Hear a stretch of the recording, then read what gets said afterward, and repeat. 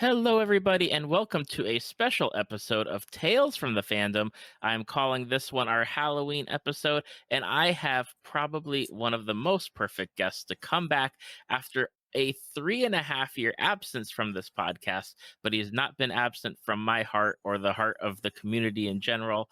I have Ollie Odinson Cosplay. 3.5 years ago, we called him KP, aka Salt Lake City's Green Arrow, so you can go back and check out that episode. But Ollie, welcome back to the podcast. Hey, I'm happy to be here. It has been such a pleasure watching your cosplay and your growth and everything that you'd been doing on Instagram, and now I get to watch you on my computer screen while I'm working, generally at night times, playing some streaming some video games.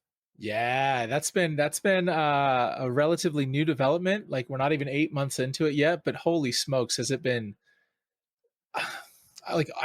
perfect is like the really only word that describes it. I have been loving this journey so much, so much. Absolutely. And we're definitely going to be talking about it. Last time you were here 3.5 years ago, we talked about Green Arrow, of course. Sure. Yeah. DC Comics. We talked about Saga and Invincible. Oof. Friday the 13th, the video game. And of course, cosplay. You were really high on the Friday the 13th video game back in the day. And now oh it's my like gosh, Dead by Daylight. Well, unfortunately, the problem is Friday the 13th, the game got caught up in there were three elements that essentially kind of killed the game off. One was there is the giant legal battle going on between Victor Miller and Sean Cunningham right now, because Miller wrote a lot of the stuff for Friday the 13th back in the 80s, and he's only seen like $4,000 off of a $1 billion franchise. And so he's trying to negotiate the rights as far as like what he can get, and it's all caught up in the courts. So hopefully they can get that resolved, because everybody wants more Jason. And the second thing was, because of all that, the devs basically abandoned the game because there was nothing they could do. And I don't blame them. It makes sense. They're a very, very small independent company. And so they had to kind of let it go and go towards something else that could possibly bring in more money. And then sadly, I think the saddest thing of all is the community really put the final nail in that coffin. They really started getting toxic towards each other. Counselors would get in cars and try to run over the counselors. And and so they would exploit bugs and loopholes like crazy, to the point where it almost made the game non-enjoyable. So it was rough. Unfortunately, like we still get on every now and then if we have enough people to host our own lobby, because we still love it, but you go on with other people and it's kind of rough because you're not really sure what kind of people you're going to get in with. Oh yeah. That would definitely not be, a fun time. I brought you back. I said at the beginning, this is a special episode, and shockingly enough, I'm still recording way ahead of time where I can plan things out. And this is going to be what I will technically call like our Halloween episode. Oof. And watching you stream Dead by Daylight, you started really like talking about Halloween movies and scary horror movies. Oh yeah. And I didn't realize you were so into it until, I get to listen to your stories and everything. So for the first half of this episode, we're going to be talking horror movies, scary movies. And I guess I'll just kick things off and ask, like, what was the hook? What was like your first scary movie that was like, hey, I really like this? So for me, and I don't know, I mean, this will date me a little bit, listeners. So one of my favorite things, and I saw a post the other day and it made me think like, oh yeah, you're right. Like, you can rent something online, like video on demands and stuff like that. And that's convenient, but Blockbuster back in the day was an experience. I mean, I don't know how many people remember going into Blockbuster on a Friday night and wandering the aisles and finding your movie while you picked up your snacks. And like, you think back on it and it's definitely like nostalgic, you're like, oh my gosh, man, that was so much fun. And for me, one of the things I remember was I had a ridiculous imagination as a kid. So scary movies scared the crap out of me. But I remember how, like, because, I also wasn't allowed to watch them. So how taboo it was to go down the horror section. But then you'd go down and see all these monsters and masks and crazy things. And so for me, the first horror movie I can remember, and this is really, really in depth, but I still remember it. It was Friday the 13th. We were at a little Mexican restaurant in Evansville, Indiana. So we were living at the time. And I remember talking to my dad going like over dinner going, hey, Friday the 13th is going to be on USA Network tonight. Can we watch it? And he's like, I don't know, buddy. Like, I don't really want like, cause he knew like I'm going to be like sleeping at the foot of their bed that night cause I'm going to be scared. And he's like, I'm like, come on, it's going to be edited. Please. I really and all I wanted was to see the hockey mask cause that fascinated. Jason looked so cool with that hockey mask. So my dad agrees. We watched Friday the 13th. I remember being terrified, but I remember at the very end being so disappointed that Jason never shows up. Like, spoiler, guys, if you haven't seen a movie from 1980 something, so what we're at 41 years now. If you haven't seen a 41-year-old movie, like spoiler alert, but Jason doesn't show up in the first one. And so I remember being so disappointed. And now that I know the franchise as well as I do, I would have been disappointed in the second one, and I would have been disappointed halfway through the third one. And so, but that was my first real experience into it. And I didn't really get into horror movies until within the last 10 years. And, I got more into it with a roommate of mine when we were living on our own. And so, but now I love them. Like, I love horror movies. They're super campy and fun. There's ones that I like more than others. Like, don't get me wrong, but I can sit and watch the Friday the 13th franchise, the Halloween franchise, My Bloody Valentine, like all these movies. I can watch them over and over and over again and just rotate them out. And there's so many of them that it doesn't take that long. You know what I mean? Like, I can watch all these movies time after time after time and then sit there and all right, it's been 6 months and now I'm back to the beginning and I can watch them again. So it's fun. It's I love them. They're super campy most of the time. You get some ones that, more modern ones maybe are a little bit kind of updated, but like the Friday the 13th movies and Hatchet and Halloween and stuff like that, they're just fun. I really enjoy them. My middle son for years now has been because we do a Friday family movie night. So everyone gets the choice. So every 5 weeks or so, it's his turn. Uh-huh. And he wants scary movies. He wants horror movies. We always kind of check them out either ahead of time or check what other parents talk about. And we were like, okay, yeah, sure. Friday the 13th. We'll see Jason, right? We'll see Jason, the hockey mask guy. Oh, my wife and I had never seen it before. Uh-huh. This was our first time, probably 3 months ago, watching Friday the 13th. And we were like, oh, there's no Jason here. What, and so the deaths and stuff based on what we've already seen through other movies, we're kind of this is kind of cheesy. Yeah, it's very mild. The first one was more like that first person, that suspense, but they are very mild compared, especially to modern day stuff. But it's funny how mild they were back then. And yet the national ratings and whatever, they used to give them such a hard time for no real reason. You know what I mean? For things that to today's standards are just mild salsa. Okay. We're not even talking about a flickering of heat going on there. So it's pretty crazy to go back then. But back then, I mean, that was all oh, so, but yeah, that first Friday the 13th, it's always my favorite when people are like, where's Jason? It's oh, yeah, he'll come in at the very, very end and it's not going to be the Jason you think, but okay. Exactly. I've had people come on talking about that, their horror movies that they gravitate to, or what kind of scary movies they like. What is the ones? And I know you mentioned a few of them. Which are the ones that you go to time and time and time again? And I know you mentioned My Bloody Valentine as one of them. Yeah, My Bloody Valentine, and I recently discovered that one, so that's why it's fresh in my mind. But I love it, both the 81 and the 2009 version. And then, of course, Michael Myers and the Halloween franchise. Now, are there movies in there that aren't as stellar as the others? Sure, but I still watch them and love them. Friday the 13th, I love. I like the first Nightmare on Elm Street and the third one, but I have a hard time with the rest of them. So I don't know. It's and I'm sure some people are like, oh, blasphemy. And it's yeah, I know. But it really just kind of is on a huge rotation, but even to the point where Hocus Pocus and Halloween Town make the rotation in there because I just like Halloween, and so, but those are, I would say that Halloween is probably my main staple.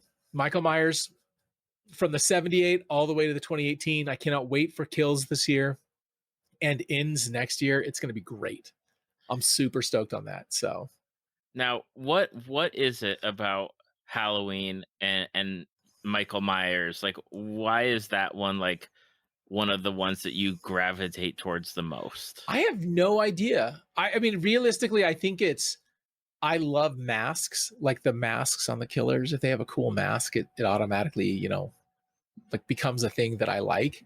Hmm. But there's just something about the Halloween franchise and the history behind it, the character, the profile, just how well done the first one was. And then just the things that you get to enjoy about the other ones. Like they're not, none of them are as good as 78. But I really like H2O and I really liked 2018. And even to like Rob Zombie's Halloweens, they're completely different. And I don't necessarily consider them in the same Halloween timeline. They're like their own standalone thing. And so if you can take it out of not comparing it to John Carpenter's universe, Hmm. but its own unique individual thing, there's things I think you can take out of it that are wonderful. But at the same time, I also we like every single time I see a Rob Zombie movie, I'm like, I just want to give everybody in this movie a bath. Like everybody just looks dirty and white trash and gross, and he admits that. That's why I'm kind of nervous. He's making a Munsters movie, and I'm like, oh boy, that's going to be interesting. Because is it going to be Rob Zombie, who has literally seen every single episode of the Munsters multiple times and has such a nostalgia love for it, or is it Rob Zombie going to Rob Zombie the Munsters? So it'll be curious to see what it's going to do there. But I mean, there's just something about the movies that I love. The music, Carpenter's music throughout, just bangarang, dude. I love it so very much. That's awesome. I will admit, like I was trying to watch a few of the ones you had recommended to me before we came to for recording tonight, Sure, and I wanted to watch the original Halloween, but it was on Shutter, and I was like, I don't have time to sign up for something and then try to like fit it in. sure. And I was like, oh gosh. But I remember watching because I used to work at Blockbuster, so Okay. free movie rentals, and I Yeah. tried everything. And I remember when Halloween H2O came out, and I only remember watching it because of oh gosh, the actress Jamie and Lee Curtis. Jamie Lee Curtis. I remember watching it because she was in it. I was like, oh, and I think Michelle Williams from Dawson's Creek was in it. I believe I was so, like, yes. okay, I can watch this, and it wasn't it wasn't anything where I was like, oh, like this is really scary or like too horrific for me to handle because No. there's certain ones where as like a certain Rob Zombie one, House of a Thousand Corpses, where I was like, Yeah. I watched that one, I was like, I don't feel good anymore. Yeah, that's a I rough hate one. I mean, life. you got to have a certain taste for zombies flair. That's for sure. Absolutely.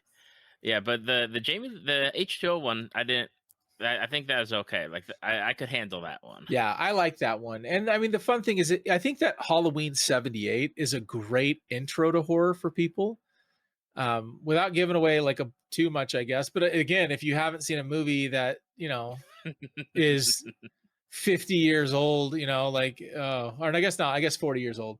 If you haven't seen a movie that's 40 something years old, then don't get mad. But there's like the first kill in the very beginning with Judith, and then he doesn't kill anybody for like 50 minutes. It's just him stalking and being creepy, and you're like, whoa, like what's, and it's so suspenseful. But even then, there's not a lot of gore because they didn't have the budget. There's not a lot of like, it's, you're sitting there and you're just watching this guy be creepy and have no real explanation as to why, other than he's just stalking Jamie Lee Curtis. And so that's I think that's a great intro to horror. And then you can go into like Halloween 2 is a little bit more kind of jump scary, but it was completely different, as far as like the director and stuff like that. But I love 78. I think it's a great intro to horror movie for people that are like, I'm not, okay, get your feet wet on this one. I think you'll enjoy it. It's classic. It's Michael Myers without it being, what a lot of people assume the slasher movies are going to be. Hmm. Yeah, because So there's definitely been an evolution from the Halloweens and the Friday 13th and Nightmare on Elm Streets from the 80s to what we're getting now. absolutely.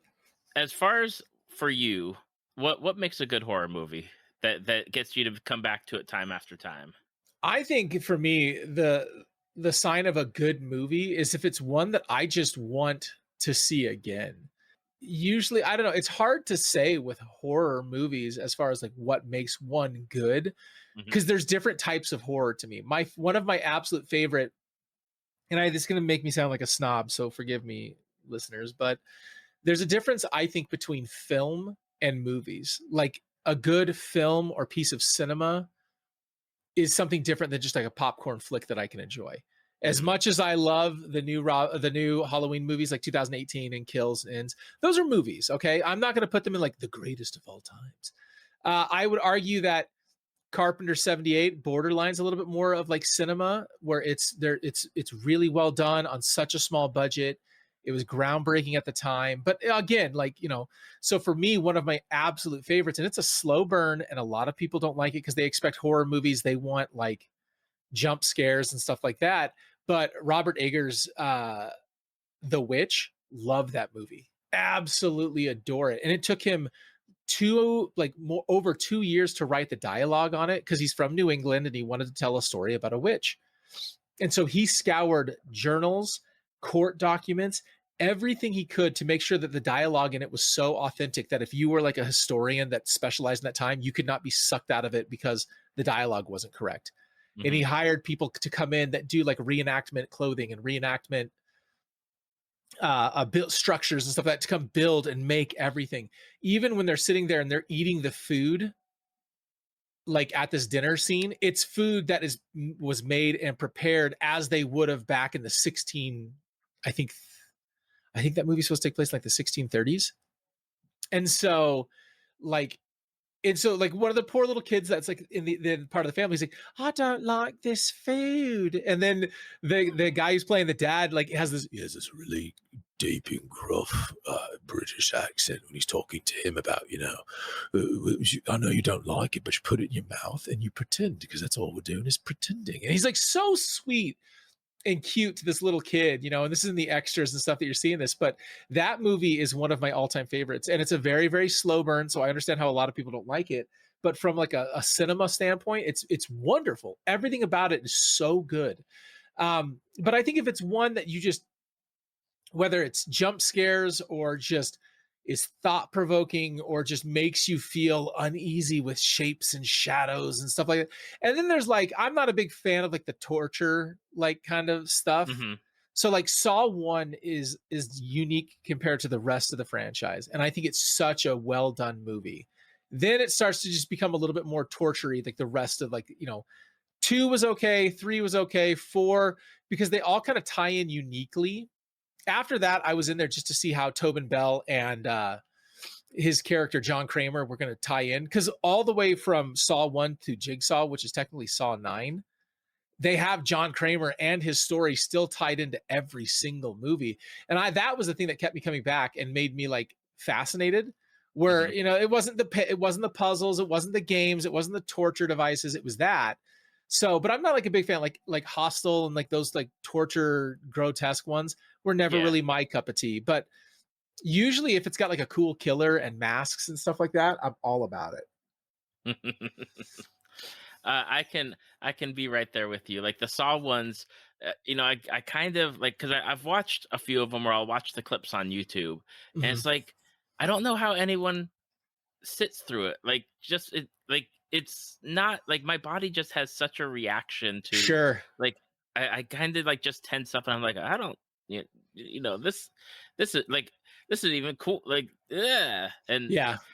like I don't know how to explain it, but then you get like these other horror movies where they do like, especially with like how you're talking about The Witch, and now I'm really intrigued and I've got to track it down Ooh, it's good. because I love like the slow burn stuff. I love the like how when they build in like actual lore and Yeah. story and just layer it and have like interesting characters to follow, Yeah. and like I would watch a horror movie like that over any of the other stuff that's kind of like coming out with the jump scares and stuff. Sure. Well, that's like with The Witch. I mean, going back to, I could talk about that forever. Even to the point where everything that the witch does in that movie, because there is a witch, are taken from accounts and what people believed, like witches did this in order to be able to fly on their brooms, and this is what witches did, and like this is why the raven was important, and this is why the hare was important, and that's why they keep on showing back. So it's just really interesting. The amount of time and effort that he put into that movie makes me appreciate it even more. Hmm. I know we talked about some of like the older ones, and I know My Bloody Valentine is like a more recent one. What are some of the other recent ones that you've gotten into, if you have any that stick Sure. out? So The Witch is definitely one that was in 2016, I think. In 2020, we had a movie come out called The Wretched, and it is a really, really cool story about a boy that goes up to live with his divorced dad. And he goes up there to spend the summer with him. He's working at like a marina where he helps kids learn how to like sail. And there's this kid that's like kind of Airbnb next to them, and all of a sudden the kid disappears and all this weird stuff starts happening. And so but I don't want to spoil anything past that. You got to watch it, but there's some Hmm. really cool twists and turns that happen throughout it. But the witch in that one, because it does revolve, it's a witch story, is very similar to the hag in, like, they use a lot of the same symbols and backstory and lore for the hag in Dead by Daylight that they do with this witch. So it's really cool. um this month we have Candyman, the new Candyman coming out at Hmm. the end of the month, and it's awesome because what a lot of horror movies are trying to do is like, how can we continue the story on without just another reboot? And so we're going into what's being called Lega sequels. So 2018 was a Lega sequel for Halloween. It takes place 40 years after the 1978 version. Yes, Michael's in his 60s and Laurie is in her 50s, but they were able to pick up and like, like, and it was brilliantly done, and they're doing that now with the new Candyman too. And Candyman has it's the little boy, he was the baby that was in the burning pyre in the 1990 Candyman. It's now him as an adult going back to Cabrini Greens, which is the projects that the first one revolved around, to investigate the lore of Candyman. And so it's really cool how they're tying that in. You got Jordan Peele, he's coming out with a new movie called Nope. It's going to be his next horror movie. He did one of my more recent favorites called Us, Hmm. amazing movie. And he did Get Out, which was also really, really smart and well done. So he is an executive producer on it. I want to say Nia DaCosta is the director for this one, but it looks so good. October, we've got the new Halloween movie, October 15th. And then on October 29th, we have a movie coming out called Antlers. And Antlers is based off of a short story called The Quiet Boy, about a boy who's going to school, and his teacher is like, like, he just seems malnourished. He doesn't really seem taken care of. He's kind of dirty. Like, what's going on? And so she follows him home, and she finds out that he's living in a tent in the backyard of this house that's dilapidated and run down. Well, she goes in to investigate, and there's like all this crazy stuff. So it looks really cool, and it looks really scary, and it revolves around Wendigos. So I'm really Ooh. looking forward to that one. That movie was supposed to come out in March or April of 2020, and it's not Hmm. coming out till October 29th of this year. I Right. have been waiting for this freaking movie for a year and a half, almost 2 years. And I'm really kind of like, man, I hope I haven't psyched myself up or hyped myself up on it, but I cannot wait. I'm going to go with that one with my buddies. We're going to see Candyman. We're going to see Halloween. I will see Halloween probably like 5 times in theaters. I don't even care. My birthday is coming up at the end of November. And so my mom was like, "What do you want?" And I was like, "I want to go see Halloween in theaters." And she's like, "All right." So she's gonna like rent out like like the smallest theater they have, so that Right. we can go see a private showing. So, because one of the things I don't want is, how when you go and you're excited for a movie, and then like people are talking around you sometimes, you're like, "Oh, Oh this yeah. sucks." And Yep. oftentimes, the thing with Halloween is it does attract younger audiences. Uh, Not the first time I went and saw it, but like the second or third time I went and saw the 2018 version, we had some young teens next to us that just would not stop talking. And I was like, no, no, no, no, no. Stop it. Like, you're ruining my movie for the third time. Yes, but still, stop it. So, like, we're going to go get like a private, like, little, like, 20 or 30 person theater, just so that we can have our own screening of it. And I'm really super excited for that. So, those three are the ones I'm looking forward to most this year. But Us is great. The Wretched is great. The Witch is more modern. And so it's just, there's some great movies that we have recently that have been coming out that are just it's going to be phenomenal if they can resolve all the crap going down with Friday the 13th, because it's still caught up in legal litigation, so they can't do anything with the property. I know that there's people that are itching to get their hands on it and bring Jason back, because we haven't seen Jason since 2010. which is So, astonishing or to me. 2009, sorry. Yeah. So, What are some of the horror movies, like, looking back, like, because there's a plethora of horror movies from the 70s and 80s that haven't been touched. Like, are there ones that you would love to see brought, like, re-envisioned or reimagined or brought into modern day? um, not necessarily, like, because a lot of them have, like, My Bloody Valentine was a 1981 version. So you got to think that there was. So, do you know the movie A Christmas Story? Bob Clark's A Christmas Story with Ralphie and the BB gun. Of course. Okay, that was 1985. In 1984, Bob Clark directed a movie called Black Christmas, and it's got Margot Kidder in it. And they have remade that movie like 3 or 4 times. Yep. But that's what kind of kicked off the whole holiday craze. So you did Black Christmas in 1974. Or no, sorry, yeah, no, yes, yes, no, yes. I want to say it was 74. So you did Bob Clark do Black Christmas, I want to say in like 74. And then in 78, you got Halloween. And then on 1980, you got Friday the 13th. And then you get Mother's Day and April's Fool's Day and My Bloody Valentine and all these like holiday horror movies. And a lot of them honestly have been remade, whether you know it or not, or they're like not quite direct, inspirations.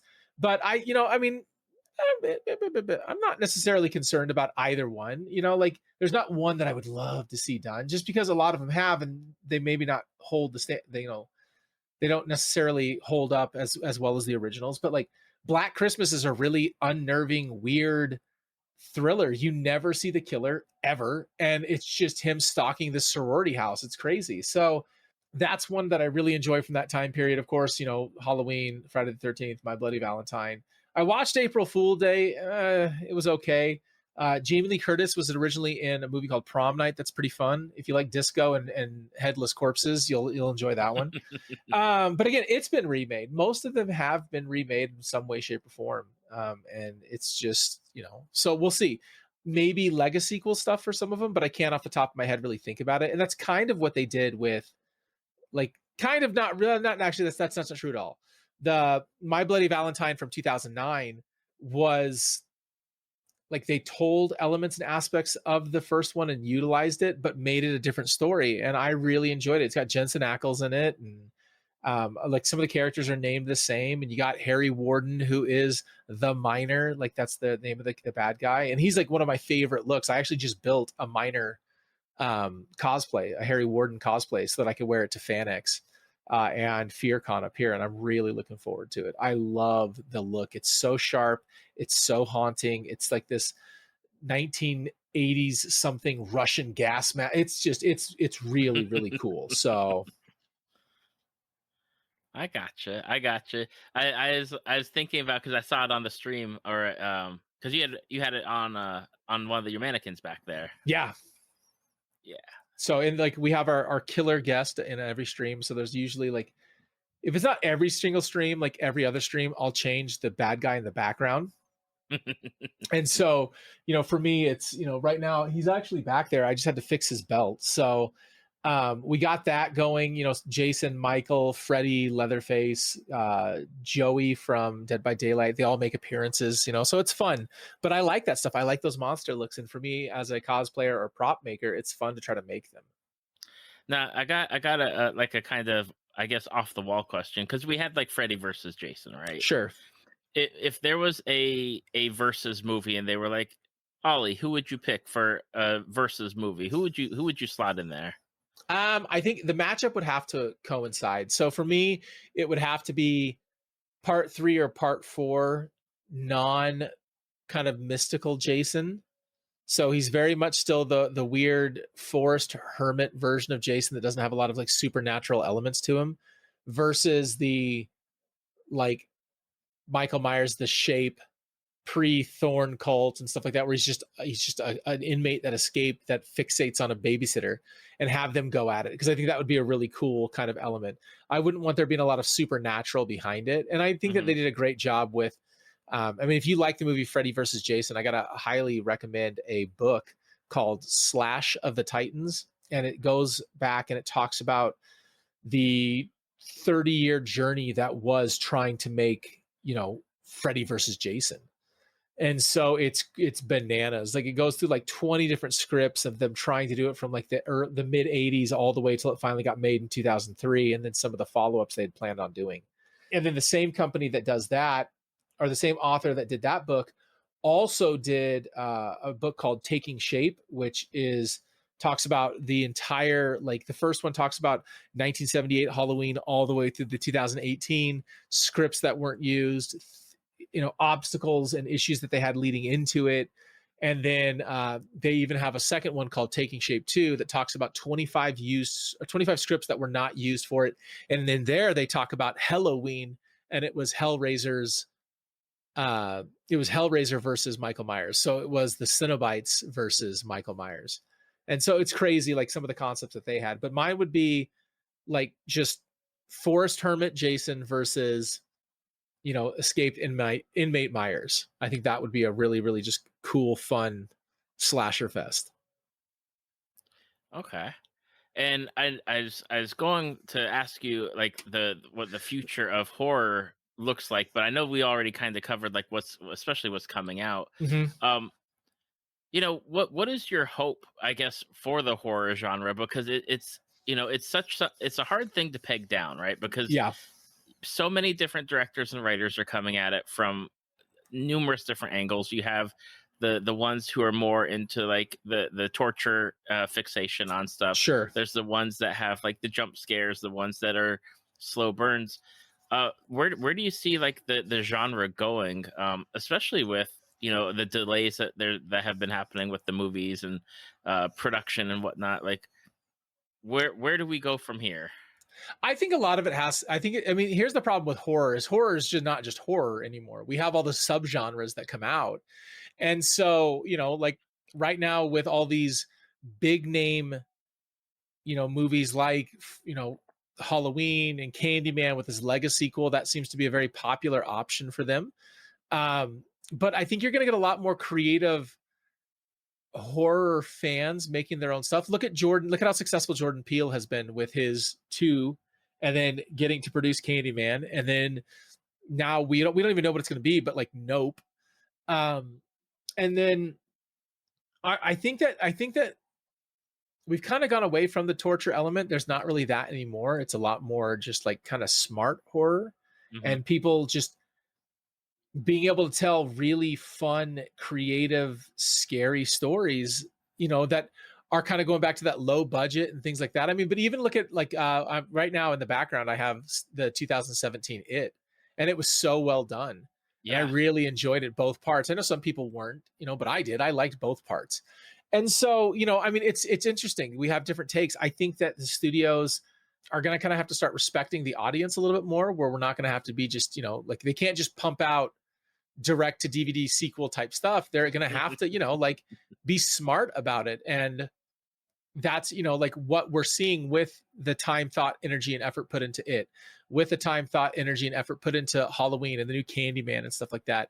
You're going to have to appease the fans while also making sure that you're bringing in a new generation of, like, fans. And that's the hard thing, is that sometimes to appease the super hardcore fans, it would go well beyond the masses. Well, unfortunately, the masses are the ones that are going to be selling tickets and determine whether or not a movie is successful or not. You know what I mean? Right. Like, Yeah. and that's kind of my fear about Antlers, is it's been pushed back almost 2 years. And then you're going to release a horror movie on October 29th. Most people starting November 1st are like, let's go into Christmas. I'm ready.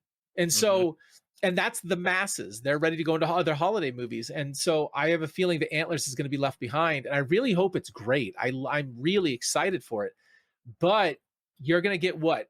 The 29th, 30th, and 31st of people going in and seeing it. And then on November 1st, unless you can convince your friends to go with you, the masses are not going to go. So that's kind of my fear is, but what, I mean, at the same time, when were they going to release it? Halloween's coming out on October 15th, and you're not going to be able to fight that juggernaut. The 2018 movie did so much better than they ever expected it to.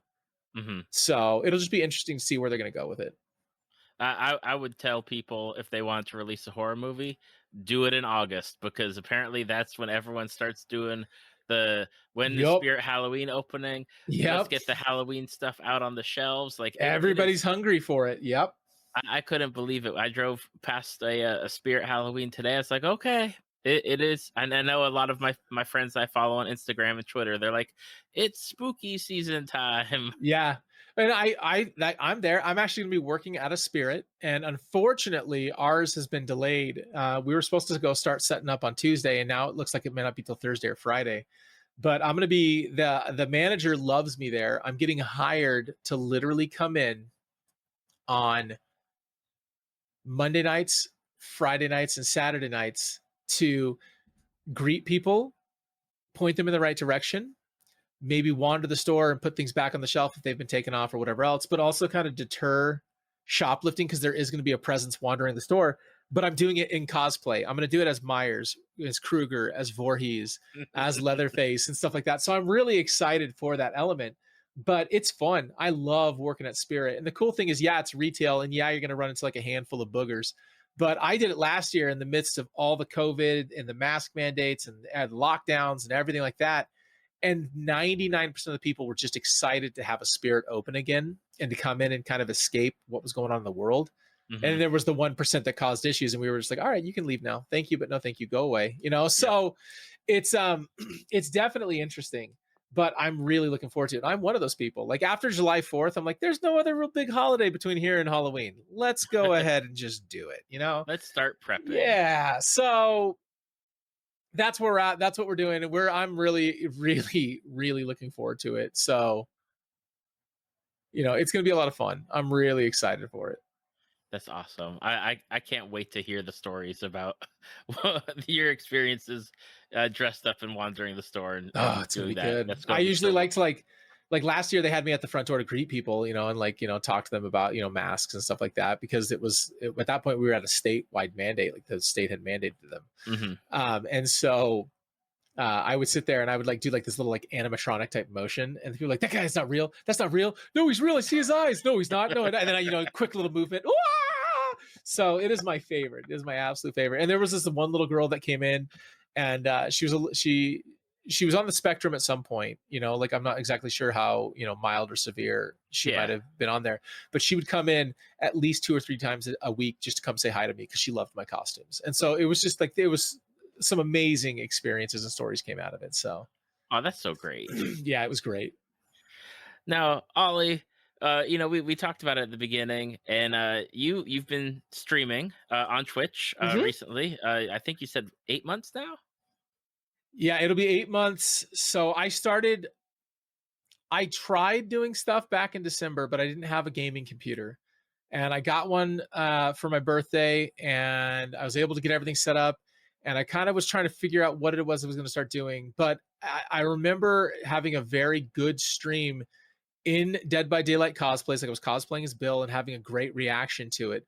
So, but I started consistently doing it every single, like I was like, you know what? All right. So if you guys want to start streaming, I think some of the keys are be consistent, have a schedule and stick to it so people know when and where to expect you. Hmm. And then you're going to have to do something that stands out compared to the rest of the people. Now, my gameplay is not going to keep people.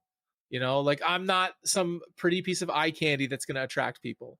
I look like some grizzled old man that is characters from a video game that we've all been playing since 2009. And so that's the thing that brings people in. And then it's, you know, the community, the kindness, the positivity, the good vibes. That's what gets them to stay. And so, you know, but like I started doing that consistently around January 1st. Like I was like, all right, I'm going to make my schedule. I'm going to stick to it. And I'm going to cosplay every single stream. And so if we look at it that way, you know, like September 1st, it will have been 8 complete months of streaming. So it's exciting. Like, you know, I mean, we're getting there, we're doing it, you know, it's really fun, and everybody seems to be enjoying it. We're at 3 big milestones this week that hopefully we can hit. I'm only like, I mean, let me pull it up and see. On Instagram, we are at 9,991 followers at this very moment. So I'm almost at 10,000 followers, which I was pretty close to last year. and then everything went down. I started having some issues. I wasn't posting as consistently, whatever else, and I Hmm. dropped down to like 9,400. And then I was stuck around there for like a good long while. It wasn't until like the last couple months that things started picking back up again. So we're almost to 10,000 followers on Instagram. We're almost to 2,000 followers on Twitch. Um, and then you can set like and do things. So I have a sponsor that comes through and they've sponsored one of the med kits from Dead by Daylight. I make them, like I take like a normal med kit, I paint it up and distress it and do some stuff to it to make it look like the one from the game.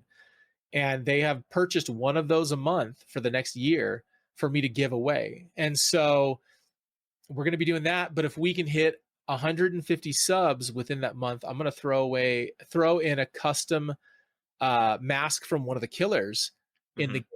And so that's my incentive right there. Is all right.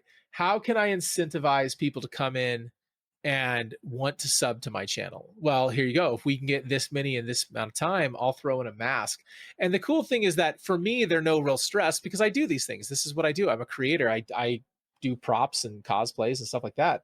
But if you don't do those things, it can be very, very overwhelming. Like, how do you even do that? And it's like, it's really not that hard. But most of them don't have the time, effort, patience, understanding, or desire to build it. They would rather just win one or buy one. So it's really cool. We have some really fun stuff set up, and I'm hoping that we can hit. We're only 27 away from our sub goal for the month, and like we're only like 45 away from hitting 2,000 followers on Twitch. So it's exciting because like we have these big three milestones. If we can hit them, it's going to be great. And um, somehow, thanks to my amazing community and the amount of love and support and encouragement that they do and welcoming in new people right away and making them feel a part of something unique and special, um we sit there and we've hit these milestones really quick.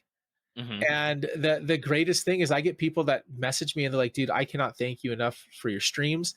I can't thank you enough for the community that you've built. I feel like I'm part of something special, or like I'm a big introvert. So I like that I can go ahead and maybe like just step away if I need to, but I feel like I'm part of something special. Like I go to work and I come home and I'm excited to get in your stream, or I'm sitting there at work thinking, man, Ollie's streaming tonight. I get to play games with them. I can't wait to go hang out with all my friends. And so it's we're building something so special and kind and just those positive good vibes versus what most of the internet is, which is negative and poopy. Yeah. And just having fun with it. And the fact that people love it as much as they do makes me feel like I'm doing something worthwhile, makes me feel like I'm doing something special. It's not just about, going on and playing video games. It's about the sense of community and making people feel, you know, accepted and happy. And, we're sharing into something that we love. What was your drive to actually get started streaming on Twitch? Because, that's a big first step in and of itself is like, I'm going to go live and do something and have people watch me. But what was it for you where you were like, okay, this is something that I want to do? I don't know. My friend was doing it. She was having a good time with it. I mean, for me, it was the cosplay aspect. I love doing like kind of voiceover stuff. I love video games. I love cosplay. So I was able to morph this all in. I love trying to like ever since even back when I was SLC Green Arrow. And we on our last podcast we talked about like just wanting to spread positivity and good vibes because the world is so full of the opposite. Hmm. And you got like especially the internet is just trolls and negative people and people wanting to like they're angry and unhappy so they want you to feel the same way. And so I can do this on a different platform. I mean, Instagram had stalled for so long because of the restrictions and what they were doing. And if you mentioned other social media platforms, they were going to steamroll you and whatever else. So I got to kind of come on and build my own little community. I got to incorporate the voices. I got to incorporate video games. I got to incorporate kind of performing and being on for people. There is an aspect to the monetization. The problem is if you're doing it only for the monetary aspect, you're going to be in for a bad time because it's slow. Yeah. Especially when you start off, you're an affiliate, Twitch takes 50%. You're doing some sort of entertainment aspect, the government's going to take like close to 40%. So realistically, you're only making 60% of the 50% that you get from Twitch. So it's kind of rough. You're not going to be able to monetize right away. And for most people, like I said, my story is unique. I am so incredibly blessed to be at 2,000 followers almost in less than 8 months. You know what I mean? Hmm. Like Yeah. that's bananas. There's no way or no reason I should be here, but here I am.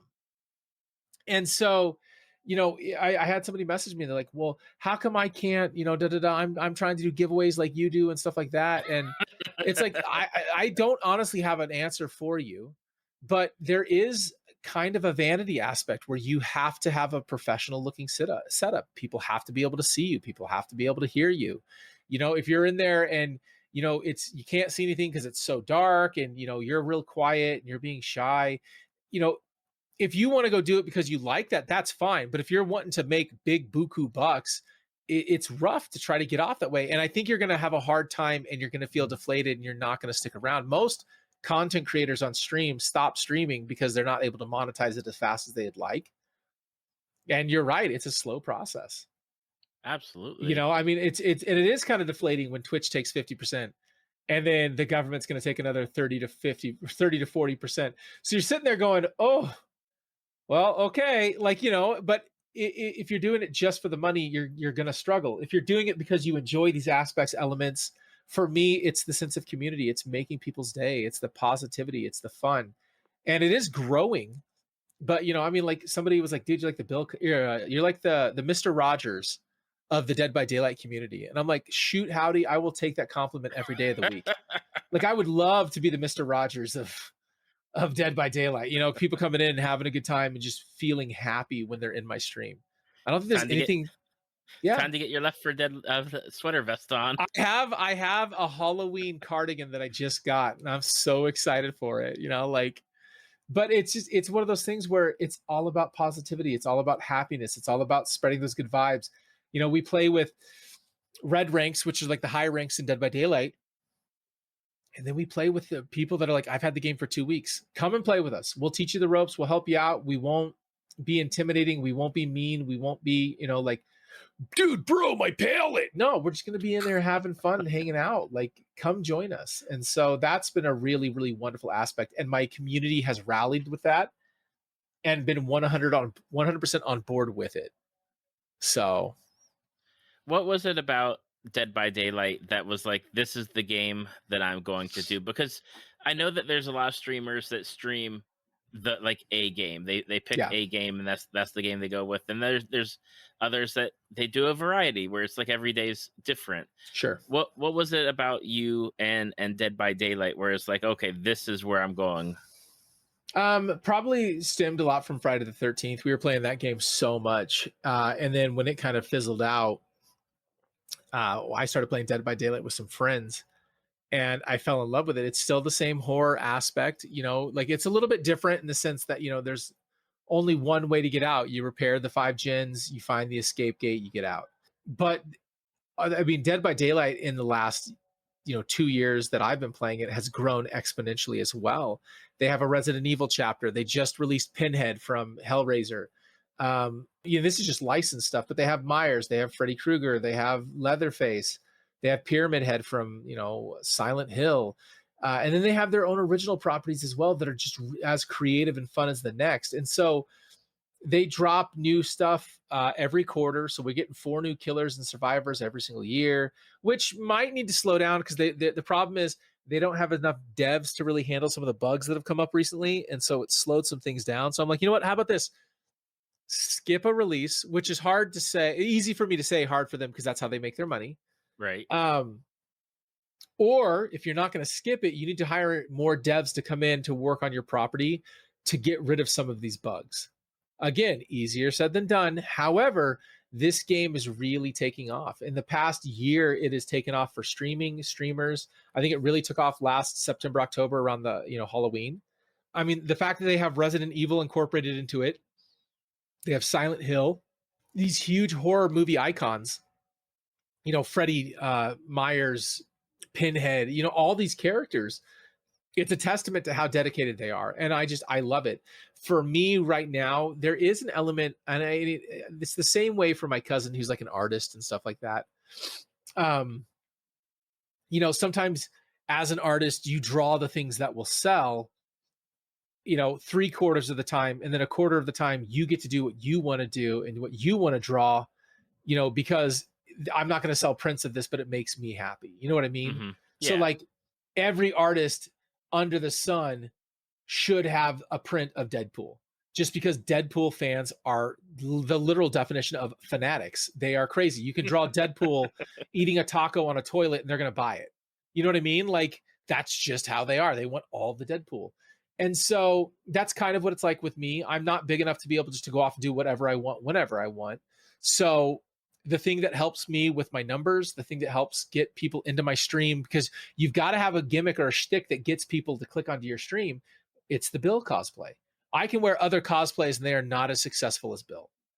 And what I mean successful, I mean as far as getting people to click, getting people to follow, getting people to come in and experience the community, which then turns around and keeps them. Because if I go right now, there's hundreds of people streaming Dead by Daylight. What makes me unique versus them? It's not going to be my gameplay.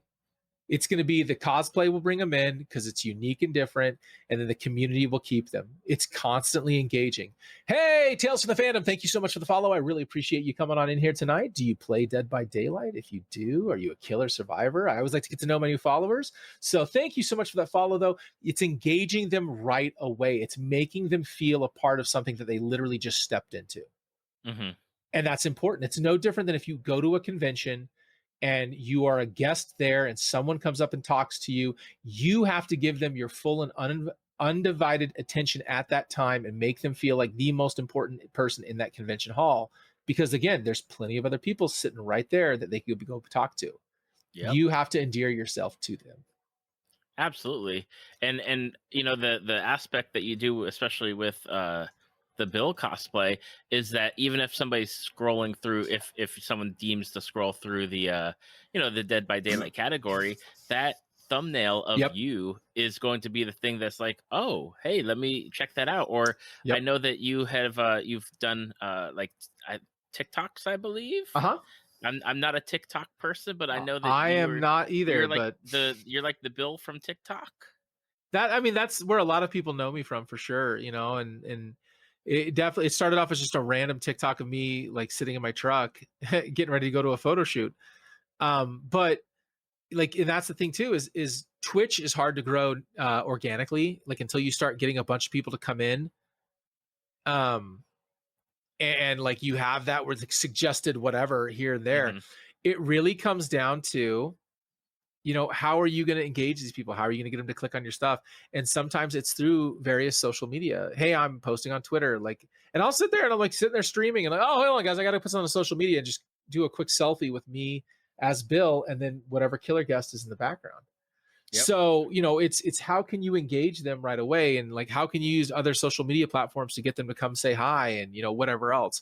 So it's very interesting. Like it's interesting, the networking and the time that goes beyond it. And even then, once you're in, how do you make it look professional? How do you make it look so that they can see you, so they can be a part of where you're at? So it's definitely interesting. It's definitely something different that just you've got to be smart about it. You've got to be clever, different, creative about it, where the person, if you scroll through Twitch, there's 4 people all next to each other. Why are they going to click on your stream versus the person to your left or right? Exactly. And I do have to, I have to give you a lot of credit because I work from home. I sit watching people's streams pretty much from like 8 o'clock in the morning until 1 or 2 o'clock at night with breaks to feed Sure. the kids and take care of household stuff. But your setup is probably the most unique that of any of my streamers that I watch and that I spend a significant amount of time in. You have the most unique actual live setup. Like you don't have the green screen going on. Like you have legit, like it is one of my favorite things to look at because there's so much to look at. Like when you go full screen or half screen Bill face, and it's like, let's see what's going on in the background, see like all the little things that that are happening. We've got our totem prop, and it's the backdrop that I used for when I was doing cons as a superhero, and it make it look like a rooftop. But the Macmillan map for Dead by Daylight has brick, and so I was like, oh, this is brick. We can just do it and put lighting on it that makes it look blue and green, like the color tones are in that map are. And so it's it is something different. And yeah, I'm sure people are like, dude, that's a lot of work. Yeah, it is. But you know what? Like I said, my gameplay is not going to get people in. My, like a huge following or fan base isn't going to get people in. It's going to be, how can I distinguish myself from the person to my left and my right? Exactly. And one of the other things which blew me away was your voice acting of many different characters. Oh It's yeah. I was like, "Whoa," like I had to stop for a second. I was like, I cannot believe that on one hand you've got like Randy Savage, and on the other hand you've got Fred Rogers. It's just so many different characters that come out of your mouth. Yeah, and it's like, I mean, they're not like the best you'll ever hear, but they're close enough that you go, "Oh, that sounds close enough." And it's like, yeah. And it's fun and people seem to get a kick out of it. Like oftentimes anytime we get a raid, my followers know to throw down like redeem channel points for me to do a voice, because that's something that somebody's like, "What?" You know, Dr. Mrs. the Monarch and the Monarch talking to each other. Well, I got to follow now. And so you're like, "All right," like, and that's the kind of stuff that makes it you different, unique, so you're not, like, are they the best voices you're ever going to hear? No. Do they sound 100% spot on? No, but they're close enough that you go, this is funny. This guy's got a Mhm. weird ass sense of humor. I'll stick around, like. It is something. It is something where I genuinely enjoy getting to watch you stream. And again, the community aspect that Mhm. you have built, and that you take everybody to come in and play and to enjoy this game, where I know I've mentioned it on stream, where it's like, dang, like I want to get the game just to like learn how to play it, because it does seem fun. Mhm. And it just seems like a great time to like hang out with people. Sure. And that's it. Like, it really is that sense of community. That's what keeps people hanging around. That sense of community, being a part of something. And, I've had people say, for me, it's all about, I don't get to see, like, or I'm not the biggest fan of this, or I'm not this, or I'm not that, or, like, I sometimes, like, I have a hard time hanging out with people, and I feel socially awkward and weird and da da da. And it's like, okay, well, like, come in and talk if you want to, or just hang out with us. I have one guy that comes in, and again, like, it's not about the monetization. That's nice. I mean, if you could, I've met plenty of streamers that have been able to quit their 9 to 5 and do this full time, and I'm like, wow, like that. But that's the dream. That's the dream. I play video games and hang out and try to be a positive, good influence in the world, and I get paid to do it, and I can do that full time. That would Hmm. be absolutely be the dream, and I'd be lying to say no. You know what I mean? Like, if I could do this full time and that were my job, and that's just me hanging out with my community and trying to be a good personality and persona on the internet, I'd be happy with that. And so, but we sit there and, like I have one guy that comes in, and like every month he drops a tip that's a pretty decent size, but he never talks. And I'm like, dude, what are you doing? And he's like, I don't know. I want to support you. And I'm like, yeah, but like, you're like I don't even realize you're here sometimes. He goes, yeah, I'm here every time. I'm just in the back. I just don't like talking. And I'm like, okay, like, I appreciate you, bud. Love you. He goes, yeah, like, I really like your stuff. It just makes me happy.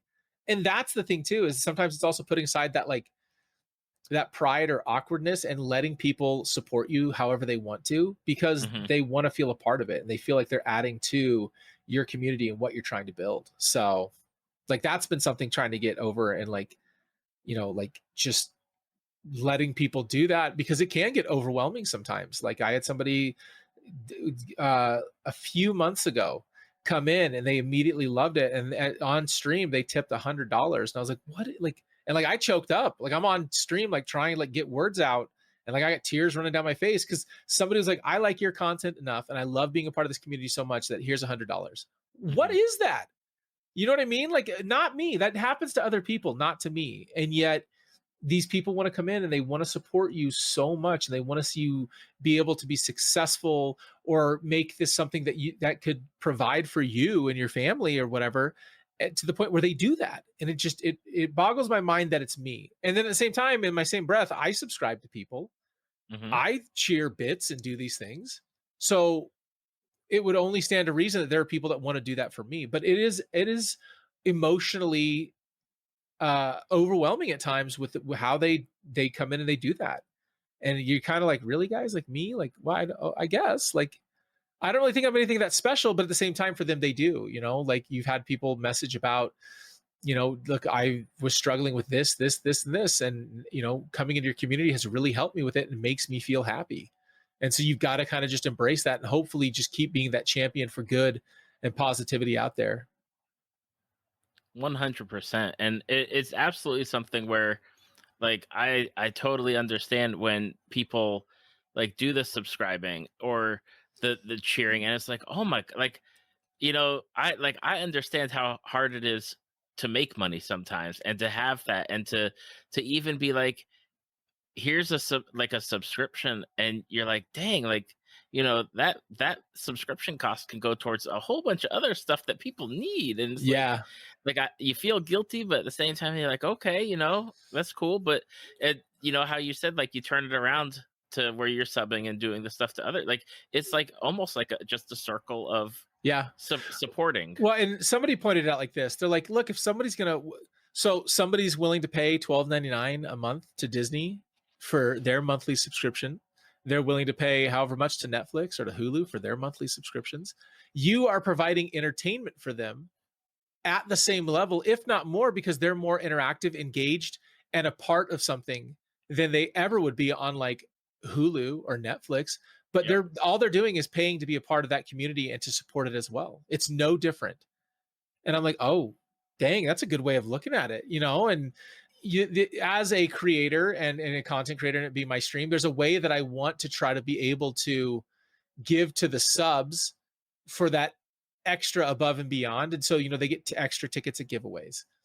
And we're going to start implementing 1 day a week where we're going to play with subs and only subs. Hmm. And then 2 days of playing with followers. And so you're sitting there and you're able to, like, it's not much, but let me do this. If we hit 5 subs in a stream, then I'll do a sticker giveaway. And if you're a sub, you get an extra ticket during the giveaway. And if a sub wins it, they get to pick an extra ticket. We'll do, it's just like it's not necessarily about excluding anybody. It's just about how can I somehow thank you with, by doing this, where I'm not the world's greatest artist, but I draw my emotes and all my silly little things and the little pie eye guys that we have with the Disney gloves and stuff. It's really fun. But, like, all right, so if we hit 10 subs in a stream, I'll do a digital art giveaway. It doesn't cost me anything except for my time. And I can Right. knock out art in like an hour and a half, 2 hours. And, we did one on the Friday the 13th stream. And the girl was like, I don't really know Jason that well. So can I have Jason riding a narwhal? And I was like, yeah, I guess. And so I drew that for her. And she's like, it's on my phone. It's my background on my phone. And I'm like, oh, good. Like, I'm glad you like it.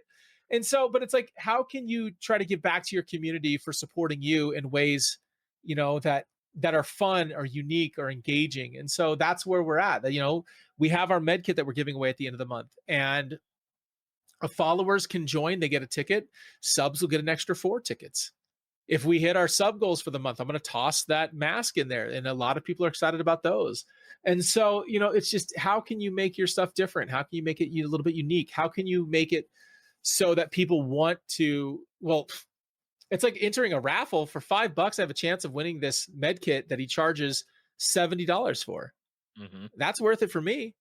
And to see the amount of people that have come in and gifted subs and doing it's bonkers. And I appreciate the hell out of it. And I tell people all the time, I don't expect anything from you guys, but anything from a host to a lurk to chatting to following, subbing, gifting subs, throwing out bits, all of that is not expected, but it's very much appreciated. I know you can spend your time, energy, and money anywhere else, and yet you're here hanging out with me. And that means the world to me because I'm not used to it. Like, that's, like I said, like, that's supposed to happen to other content creators, not to me. And yet we have Hmm. this community that's coming through and just being overwhelmingly supportive of one another. And I've talked to a few other Twitch creators, Twitch streamers, and that is the same line, same feeling, same reaction that they have, is that, you know, they don't expect it. It's not something where it's like that is what they're looking for. It is more the community, the involvement, the back and forth with conversations. Yeah. And they are right alongside that whole, especially with the positivity thing. Like, the people that I tend to follow or hang out in their streams is all about, like, just positive experience. If Yeah. somebody's down, bringing them up and doing, I'm here for you. Let if you need to talk, send me a message on Discord, stuff like that, where it's like it's just just a good time. It Yeah. just a good couple hours, 2 hours, 3 hours. In a generally the chats are wonderful people that are here to talk too, and it's Yeah. wonderful. It really is. It's building up a sense of community where people feel like they can belong.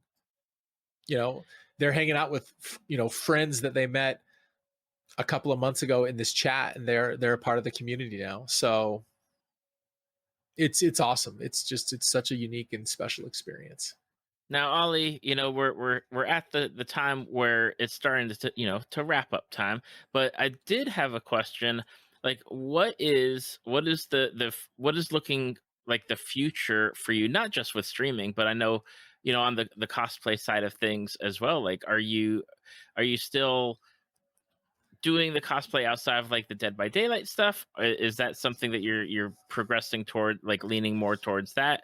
Are you continuing to like work on other cosplays? And you know, are you going? I assume continuing on Twitch as well with the streams. Sure. So yeah, it's I mean, in all honesty, it is. I don't plan on going anywhere. I know that there are definitely some people that are like, yeah, like, I one that I adore her, and I was having so much fun of being part of her community. And she was like, look, guys, I just don't really care anymore. Like, I'm going back. Things are opening up. I'm going back doing this. This was great for me, but I'm just not really all that into it anymore. And that's totally fine too. I don't really plan on going anywhere because I love what I'm doing. I love the whole cosplay aspect. I love getting to be a part of this and help people feel special with it. And so we're going to keep on building the stream up. I want to keep on trying to build new. So the unique thing is that I'm probably going to be starting a job in November that's going to take away 2 of my nights. So what I probably wind up doing is streaming Monday nights, Thursday nights, Friday nights, and then Saturday. And if I wanted to do a 5th day, I'd wind up doing it on Tuesday or Wednesday during the day, like in the morning before I have to go into work. Hmm. And so, but it's radical because I'm really excited about it. I don't have any plans to go anywhere. I want to keep on building all these horror elements and bad guys. I'm actually, you guys will hear it first here, but I am very excited. I'm gonna build. It's so dumb. I'm gonna build a new cosplay, and it's a Ronald McDonald Michael Myers mashup, and it's called Mick Myers. Nice. And so it's going to be red coveralls with no sleeves that are going to look like, and then underneath it, I'll wear like the red, white stripes. I have the military combat boots that Myers wears, but I'm going to paint them red with yellow accents and yellow laces. It's going to be so dumb. I'm going to get a mask, tear the hair off of it, put a red wig on it, put the Ronald McDonald markings on it. It's going to look it's going to be so silly, but at the same time, so amazing. Like, I'm really excited. It's gonna be dumb, and I'm super excited about it all at the same time. But like, we're gonna do that, and like, one of the things is I want to give back to my community all the time. I want to make sure that like the subs and those things. Like, I do have a tab that where you can donate to my stream, and on it, like, I'm very transparent. It's like donations go towards X, Y, and Z. Like, this is what they're going towards, so that you guys have an idea of what you're going towards as well. But like, I would love to get to a point where this is my full-time job. I'm able to stay at home and create content and do silly, stupid things to make you guys happy. And is it a possibility? I very much think so. Did I think so, 8 months ago when I started this? No, I never, ever, like, I was like, yeah, maybe I'll get like a couple hundred followers in like a year or two. And now we're not even at a year and we're sitting at almost 2,000. And like, I would love to get to a point where I can make videos that make people laugh, and we can do special fun things, and we can go and do like, once cons open back up, have a chance to go meet people. Like, that would be amazing. And it's going to take time, dedication, effort, making things that are unique and special so that everybody feels a part of it. But it's just, yeah, like, I would love to be able to do those things, and it's just going to take time on my end and consistency on my end, and putting in that work and that effort, and making sure that I am helping foster the best community I possibly can, that's full of kindness and patience and a love for this video game that we all enjoy. And so that's kind of where we're at. I want people to feel a part of it. I want them to feel like this is also their, their community as much as it is mine. Mm-hmm. So, well, I know for one, speaking from me, I enjoy the stream. I enjoy getting to hang out and watch some Dead by Daylight content, and enjoy everything that you're doing and everything that the community turns out for. Well, I appreciate that. That means so much to me when people say how much they enjoy it, because I feel like then what I'm doing, and I think that oftentimes, as a fan, what would I like to see? Well, I'd like to see this, and so I try to bring that to life, and people seem to respond well to it and love it as well. So now, for people that have listened to this episode and they're like, I want to go find Ollie out there and watch some Dead by Daylight, what are some best places for them to find you out there on the great wide world of the internet? Sure. We first would be, since we've talked about it so much, is Twitch. It's just twitch.tv/Ollie Odinson, OLLIE ODINSON. And so, or just search Ollie Odinson and you'd be able to see it there. Ollie Odinson Cosplay is my Instagram. At SLCGA is my Twitter. I am on there a little bit, and TikTok is also Ollie Odinson Cosplay as well. So I don't post on TikTok all that much. It's more of a quality over quantity, or quality over quantity type thing. Like, I go on there every now and then, and I throw up something that's funny. I just haven't had a chance to create much of anything lately, but I want to, I have some ideas and stuff like that. My buddy and I are actually going to be starting a YouTube channel where we're talking all kinds of things, comics and stuff like that. And so we're really excited about that. But, it's a lot of what we do is, it's what I'm passionate about. And I want to share that passion with other people. I think that's probably the most exciting or important thing, is that I usually what you see on my streams and stuff like that, that's actually who I am. I'm just a goofy, weird dude with a quirky sense of humor and, decent facial hair and maybe above average cosplays, but that's what we do. It's so much fun. It is 100% a good time. And if you are not following Ollie on especially Twitch and Instagram, drop the follows for me. It'd be wonderful. I appreciate that, guys. Ollie, I want to say thank you, number one, for coming back and spending time with me tonight, and for doing it originally 3.5 years ago. Yeah, what a time to come back, eh? Absolutely. And thank you so much for spending the time with me tonight. Of course. Thank you for listening to Tales from the Fandom. Subscribe to us on iTunes or your podcast app of choice. Follow us on Facebook at www.facebook.com/talesfromthefandom to see photos, links, leave feedback, and check out upcoming guests. If you'd like to be a guest, email David at talesfromthefandom@gmail.com.